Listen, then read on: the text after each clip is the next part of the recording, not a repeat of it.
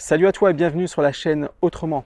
Aujourd'hui, nous allons parler de semences de graines et je vais te montrer comment choisir les bonnes graines.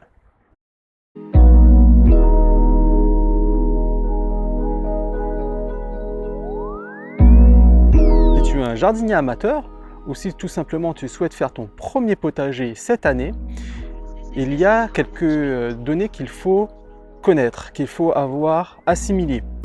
Tu vas vite te rendre compte que le milieu des graines, des semences, en fait, c'est la jungle. C'est un marché qui représente plusieurs milliards d'euros chaque année. Et bien entendu, il y a donc les multinationales bien connues qui se sont taillées une part du lion et qui essayent même de privatiser les semences, c'est-à-dire qui cherchent à faire de choses naturelles une marque, une propriété. Il y a des associations, des organismes qui se battent justement pour que cela n'arrive pas, que cela ne soit plus possible. Des associations comme Cocopelli, Graines de Troc, dont je vais te parler dans cette vidéo. Mais avant tout, parlons en fait des graines que tu vas trouver le plus facilement au supermarché, dans tes jardineries, etc. Ce sont les graines F1. Il y a également les graines dites d'héritage. Alors tout d'abord, qu'est-ce qu'une graine F1? C'est une graine hybride. C'est-à-dire que c'est une graine qui a été croisée, donc une semence qui a été croisée à partir de deux plantes de la même espèce. On va prendre un exemple. Donc par exemple, on va avoir des plants d'épinards qui vont avoir des grosses tiges et une autre variété d'épinards qui va avoir de très grosses feuilles. On va hybrider ces deux variétés afin d'avoir une plante qui va avoir les deux qualités recherchées, donc des grosses tiges et des grosses feuilles. Cela garantit au jardinier un résultat optimisé qu'il n'aurait pas eu en cultivant la première variété ou la seconde.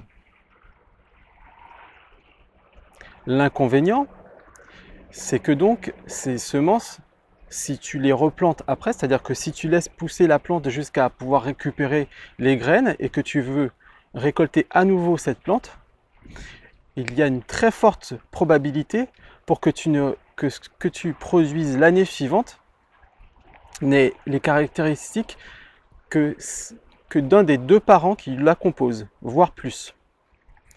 C'est-à-dire que tu risques d'avoir, pour une grande partie, des épinards avec des grosses tiges mais des petites feuilles, ou des épinards avec des tiges fines ou des grosses feuilles. Tu as aussi quand même la possibilité d'avoir à nouveau les mêmes caractéristiques que ce que tu as semé l'année précédente, mais cette probabilité est très faible. Et pour cause, c'est le fonds de commerce des entreprises qui commercialisent ce type de semences. Ces semences sont donc adaptées pour des cultures industrielles à grande échelle qui vont permettre d'avoir des plantes qui vont mieux résister à certaines maladies, avoir des fruits de gros calibre ou d'avoir des rendements plus importants. Mais personnellement, je préfère avoir des semences qui sont adaptées à mon terroir, c'est-à-dire que si tu fais tes propres graines et que d'année en année tu les cultives sur ton terrain, ces graines, ces plantes vont s'adapter à ton terroir, à ton sol, à ta façon de cultiver, à tes conditions climatiques. Tes plantes vont devenir donc de plus en plus adaptées à ta position géographique, à tes conditions de culture. Et cela, ce n'est pas possible avec des graines F1 qui, elles, sont conçues pour être plantées dans des conditions optimum. Donc ce sont des plantes qui vont être gourmandes en eau, alors que si par exemple tu vis dans une région qui est très aride, les premières années, les plantes que tu vas planter auront quelques difficultés, mais de génération en génération, tu vas développer des semences qui seront habituées à avoir un faible apport en eau et elles seront de plus en plus résistantes à cette spécificité de ton terroir. Et je voudrais aussi te préciser donc que les grands groupes qui proposent des semences F1 ne sont ni plus ni moins donc que DuPont, Bayer et Monsanto. Pour rappel, DuPont est le fabricant du gaz moutarde, qui a eu un très fort succès en 14-18. Monsanto, lui, est donc le producteur du Zyklon B, qui a explosé en 39-45. Et enfin, Bayer, lui, est le créateur donc d'un certain agent orange qui a eu un succès phénoménal au Vietnam. Donc, toute ironie mise à part, tu l'auras compris, Dupont, Bayer et Monsanto sont à la base des marchands de mort. Donc voilà, moi je n'ai pas envie de consommer, ou du moins le moins possible, de semences et de fruits et de légumes qui viennent de marchands de mort, de spécialistes de tout ce qui se finit en seed. Tout cela pour te dire donc qu'il y a des alternatives. Des semenciers qui te proposent des graines bio, des graines d'héritage,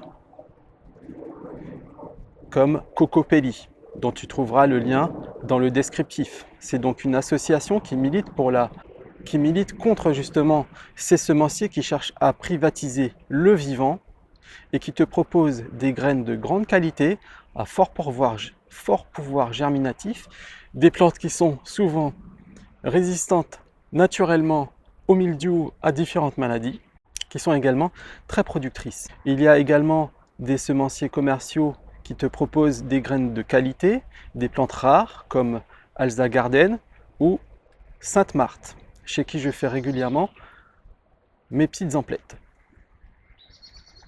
Mais tu peux également trouver de bonnes graines gratuitement, tout simplement en les troquant. Il y a pour cela le site Graines de Troc. Je vais rentrer à l'intérieur et je vais te montrer comment je vais réaliser mon premier échange sur ce site, sur le site de cette association Graines de Troc. Et nous voici donc à l'intérieur et sur le site Graines de Troc. Donc voilà, Graines de Troc, une autre façon de s'échanger graines et savoir-faire. Donc c'est un site associatif qui met en relation des gens souhaitant échanger leurs graines de façon complètement gratuite. Alors comment ça marche? Il suffit donc, comme sur la plupart des sites, de s'inscrire, de créer un petit compte.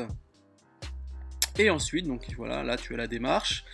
Donc tu crées en fait un catalogue des différentes semences que tu as en ta possession.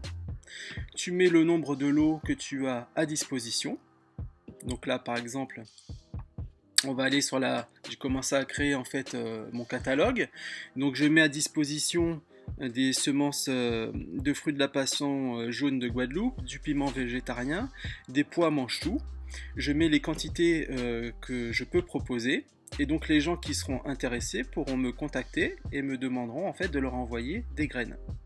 Une fois qu'ils auront reçu mes semences, donc ils feront le lien sur Graines de Troc qui me créditera en jetons. Donc pour l'instant je n'ai aucun jeton. J'ai donc mis en place mon catalogue hier et j'ai déjà reçu une demande d'échange que voici. Donc le troqueur Pelot me demande donc un lot de piment végétarien, de pois mange-tout et de fruits de la passion que je vais donc lui envoyer à réception. Donc il me créditera l'échange et cela me donnera donc accès à mes premiers jetons. Alors je vais te montrer par exemple comment on rajoute une variété. Donc je clique tout simplement sur graines, voir toutes les variétés. Ensuite, donc on va essayer par exemple de rajouter de la roche.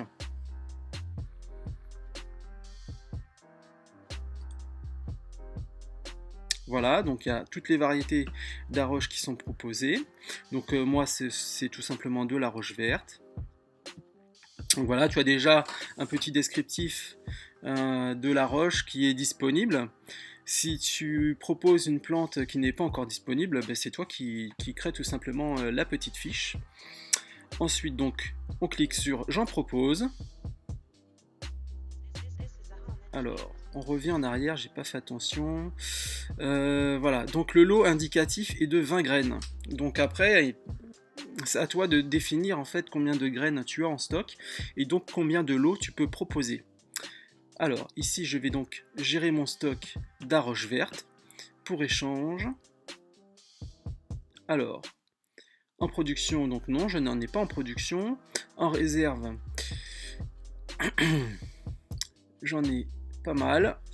Et pour l'échange, je vais en mettre, j'ai au moins de quoi, 20 graines, ouais, j'ai de quoi faire facilement 5 échanges d'arroches vertes. Et voilà, donc maintenant mon catalogue est passé à 4 variétés et j'ai 5 quantités d'arroches à proposer. Et puis voilà, je n'ai plus qu'à attendre donc de recevoir des demandes par email et ensuite à envoyer tout simplement ma production. Et je recevrai des jetons que je pourrai échanger contre des graines qui m'intéressent. Donc voilà, il y a un catalogue assez impressionnant. Donc voilà, un petit exemple. Donc là, je viens de préparer mes petites pochettes de graines pour le troc que je viens de te montrer sur le site Graines de Troc. Donc voilà, les semences de fruits de la passion, dit maracuja de Guadeloupe, piment végétarien et pois mange-tout. Donc je vais les envoyer et normalement donc je vais récolter des jetons qui me permettront de pouvoir recevoir des semences gratuitement d'un autre troqueur. Donc, si tu n'as pas encore acheté de semences, je vais te montrer donc comment distinguer des semences qui sont F1 de graines qui sont plutôt des graines d'héritage ou bio. Alors, tout simplement, déjà par exemple, ça va être marqué. Donc là, tu vois, ce sont des semences bio. Tu as la certification agriculture biologique. Et si tu regardes bien la petite pochette, tu ne verras pas d'indication comme quoi ce sont des graines F1, contrairement donc à ces graines que j'ai achetées pour pas cher chez Lidl et où tu vois assez rapidement qu'il s'agit donc de F1, tu vois, c'est indiqué Akido F1, voilà, c'est remarqué encore ici F1. Voilà, donc voilà, toutes les semences que tu vas trouver chez Gamme Vert, Lidl et en supermarché, etc. La plupart du temps, c'est du F1, hormis celles qui sont bio. Donc là, par exemple, si je prends des semences de chez Cocopelli, tu vois, c'est marqué agriculture biologique. Si tu es intéressé par cette petite pochette pour stocker tes graines, où tu vas avoir la possibilité d'indiquer avec un petit tableau la période pour faire tes semis, tes récoltes, comment ça a été cultivé, etc. Sache que j'ai mis les patrons à disposition. Tu trouveras le lien directement en descriptif. Donc voilà, il y a plusieurs formats, plusieurs designs. Voilà, c'est gratuit et c'est dans le descriptif. Alors poursuivons maintenant avec le site Cocopelli. Alors, ce que j'aime bien sur ce site, c'est que tu as tout qui est classé par mois. Donc voilà, ça te donne aussi une visualisation sur les semences à faire chaque mois très rapidement. Donc là, par exemple, on est en mars et tu sais que tu peux planter de la roche, de l'aubergine, des carottes, etc. Et donc ensuite, par exemple, si on clique sur gombo, qui est un légume que j'apprécie particulièrement, tu vas retrouver pas mal de variétés et dont certaines sont vraiment assez rares. Et donc c'est vraiment super intéressant. Par exemple, moi je crois que c'est cette variété-là que j'ai acheté l'année dernière et que je vais cultiver à nouveau cette année. Tu as également la ferme Sainte-Marthe. Voilà, la ferme de Sainte-Marthe, un autre semencier qui te propose donc des graines de qualité que tu pourras cultiver d'une année sur l'autre. Et donc voilà, il propose aussi des plants. Il y a vraiment un très grand choix de plantes. Tu as également, si tu cherches des choses un peu plus originales, tu as le site d'Alza Garden qui va lui te proposer des plantes rares euh, et originales. Comme par exemple, là, ils mettent en avant le jambon du jardinier. Donc, c'est une plante dont la racine a un goût qui rappelle celui du jambon. Tu as également, qu'est-ce que j'ai commandé? Ah oui, une plante, voilà, ben celle-là. Cette plante qui a un goût d'huître. Donc, je suis très curieux et j'ai envie de goûter euh, cette plante qui a un goût très iodé. Voilà, maintenant j'espère t'avoir un peu plus éclairé sur les différents types de graines.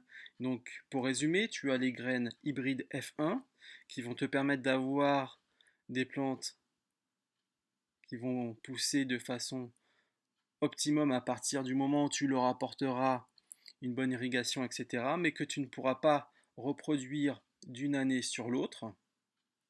Ensuite, donc, tu as les graines d'héritage, les graines bio, qui elles sont reproductibles et que tu pourras donc échanger, troquer sur le site Graines de Troc ou commander sur Cocopelli, Sainte-Marthe et Alsa Garden. Voilà, on peut également trouver des semences sur Amazon. J'ai oublié d'en parler. Alors Amazon.